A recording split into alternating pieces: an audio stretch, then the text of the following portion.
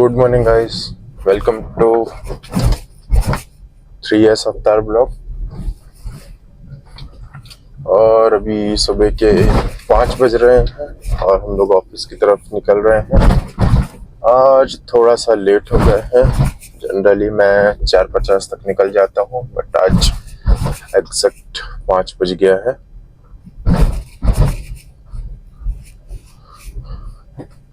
भैया ने आज गाड़ी सामने में लगा ली। पता नहीं कितनी जगह बची होगी सामने से निकलने के लिए। लग तो रहा है कि सीधी लगा दी हमने। चलो देखते हैं। ओके, गार्ड बोल रहा है तो जाने को। कितना जगह बच रहा है।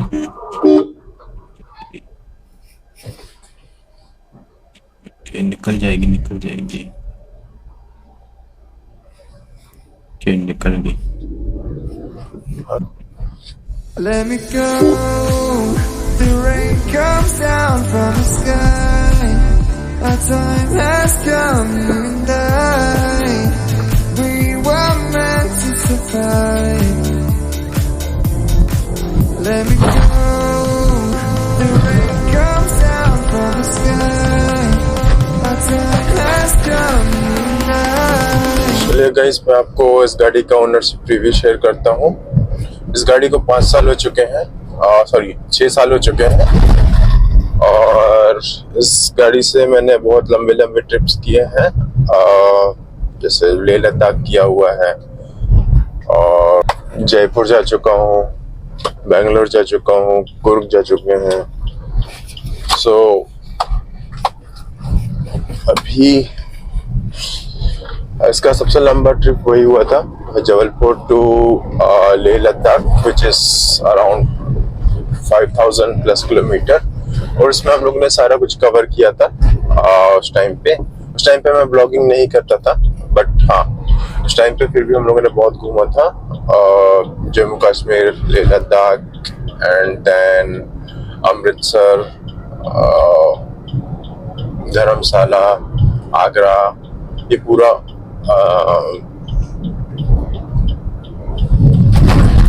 पूरा इधर से घूमते हुए गए थे हम लोग।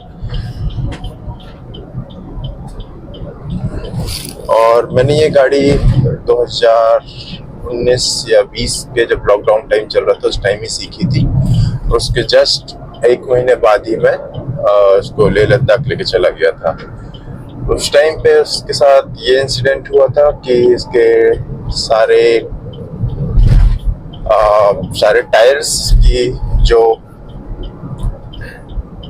तार होते हैं वो सारे निकल गए थे इस ट्रिप में।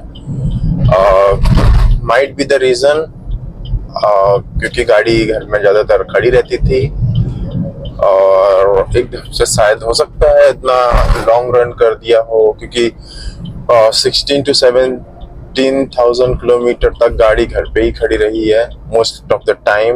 लाइक 3 ईयर ऑलमोस्ट गाड़ी घर में खड़ी रहती है। सिर्फ 16,000 ही चली थी गाड़ी। उसके बाद से जब मैंने चलाना स्टार्ट किया इस गाड़ी को और सीखा गाड़ी को और चलाना स्टार्ट किया, तब से उसके बाद जब उसका वो लॉन्ग ट्रिप हुआ था, पता नहीं क्या रीजन था, या तो हवा कम रहता था गाड़ी में, जो कि मैं ऑलवेज 30 से 32 के बीच में ही भरवाता हूँ और इतना ही रखता हूँ उसका प्रेशर। तो उस ट्रिप में भी शायद यही हुआ था, सारे टायर्स का तार निकल गया था और हम लोगों को वहाँ पे इमरजेंसी में ही टायर को रिप्लेस कराना पड़ गया था। तो उस टाइम मैंने वहाँ पे लौटते टाइम, ज्वाला से जब हम लौट रहे थे उस टाइम पे ही उत्तराखंड में ही किसी जगह पे हम लोगों ने इसका टायर रिप्लेस कराए थे। रिप्लेस इन द सेंस, अपने वो जो टायर्स थे, क्योंकि उसमें बहुत सारा ग्रिप बचा हुआ था, जस्ट उसका तार निकला था, तो उसने बोला कि मैन्युफैक्चरिंग डिफेक्ट है, हम इसको वापस ले लेंगे। तो ऐसे करके उसने हम लोगों ने टायर एक्सचेंज किए, जो कि पर टायर मुझे 1000 रुपीज कुछ देना पड़ा था, 1500 कुछ देना पड़ा था। तो उस टाइम पे उस बंदे के पास सिर्फ 3 टायर अवेलेबल थे। अच्छा हुआ था मेरे पास स्टेपनी अवेलेबल थी, जो कि बिल्कुल अनयूज थी। तो वहां पे वो नए चारों टायर डाल के हमारा काम हो गया था। और जो इससे एक और टायर निकला था जिसमें हल्का सा कट था, जबकि वो मैन्युफैक्चरिंग कट ही था, तो उसको भी हम लोगों ने उसको स्टफनी में डाल दिया, और बाकी के 4 जो नए टायर हो गए थे, 3 जो हम लोग ने रिप्लेस किए थे, और एक जो स्टफनी वाला था वो 4 टायर के वजह से हम लोग घर पहुंचे आराम से। उसके बाद फिर मैं एजेंसी में गया था, जब गाड़ी का सर्विस होने गया था उस टाइम पे ही हमने जो स्टफनी वाला टायर था वहां से जुगाड़ उगाड़ करके थोड़ा बहुत उसको भी चेंज करवा दिया था। तो उस टाइम पे अभी उसमें मेरे को आई थिंक 1800 कुछ देना पड़ा था टायर वाले को, क्योंकि कंपनी वाले ने ही मुझे बिल बना के दे दिया था कि आप चले जाना, मैन्युफैक्चरिंग डिफेक्ट में आ जाएगा, क्योंकि उनके अकॉर्डिंग ये था कि आपका टायर का जो लाइफ होता है वो 5 इयर्स का होता है, और मेरा 5 इयर्स के अंदर ही था टायर, और इसलिए वो रिप्लेस हो गया। और उसमें बहुत सारा ग्रिप बचा हुआ था, क्योंकि गाड़ी मात्र 16 उस टाइम पे आई थिंक मात्र 17 या 19 हजार ही चली थी बस, इसलिए वो उसको ऐसा हम लोगों ने उनको कंसीडर करना पड़ा, क्योंकि कोई टायर, क्योंकि हम लोग ने उसके सामने रीजन रख दिया था कि कोई टायर इतनी जल्दी 16-17 हजार किलोमीटर पर कैसे खराब हो सकता है। तो वहाँ वो लोगों ने थोड़ा सा लोग सोच पे पड़ गए थे, और फिर सोच पे क्या पड़ गए थे, वो जेन्युइन चीज थी कि 16 से 17 हजार पे ही टायर कैसे खराब हो गए, और उनके सारे टायर ने तार छोड़ दिया, जबकि पूरा का पूरा ग्रिप बचा हुआ है टायर का। तो वही सब चीजें थी, और बहुत मजा आया था उस टाइम पे।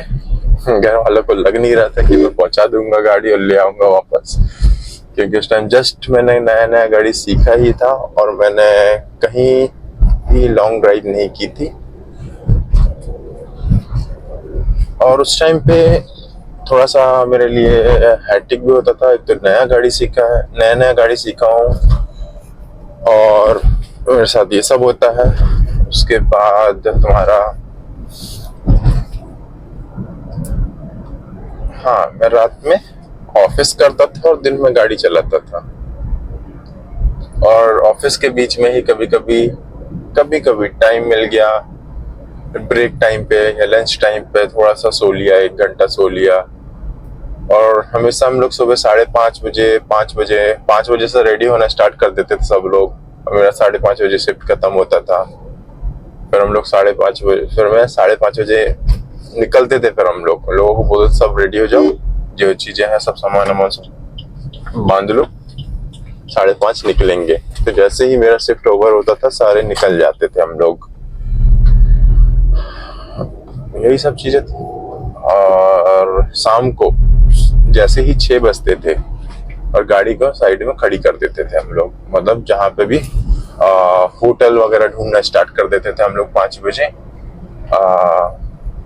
5, 5:30 से होटल स्टार्ट कर देते थे कि नेक्स्ट डेस्टिनेशन ये है, यहाँ पे हम लोग रुकेंगे। तो वहाँ पे होटल ढूंढना स्टार्ट कर देते थे, और 6, 6:30 मैक्स टू मैक्स गाड़ी को बंद कर दिया जाता था।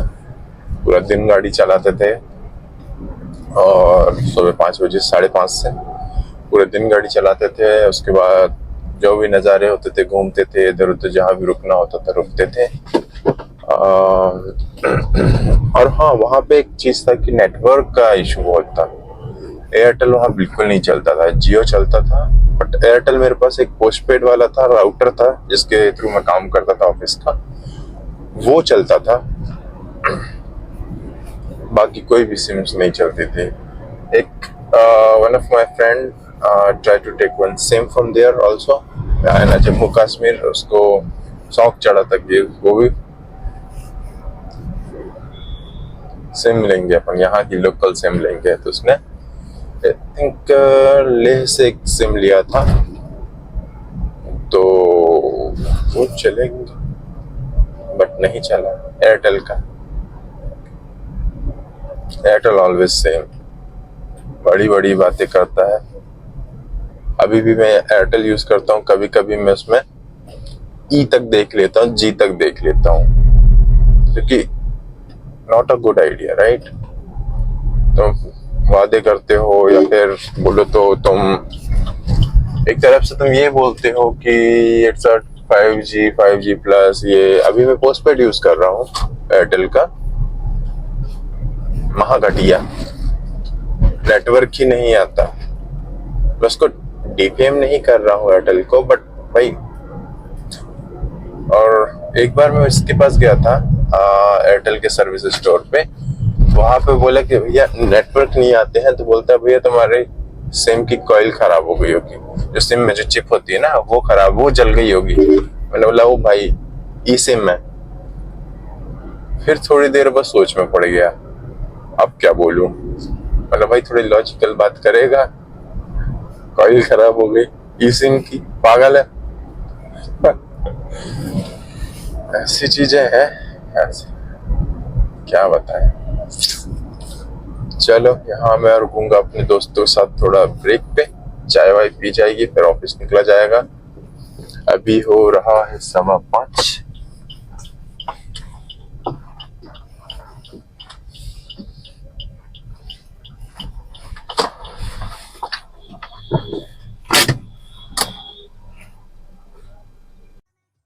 Let me go.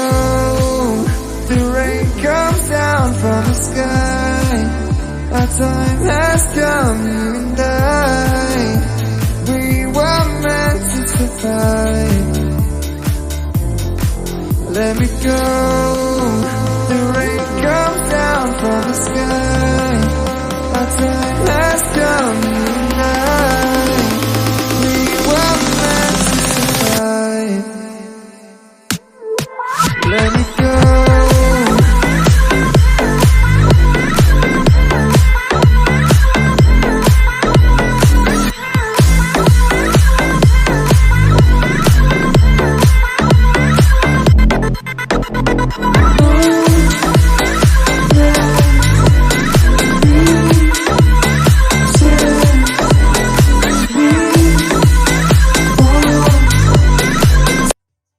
Let me go.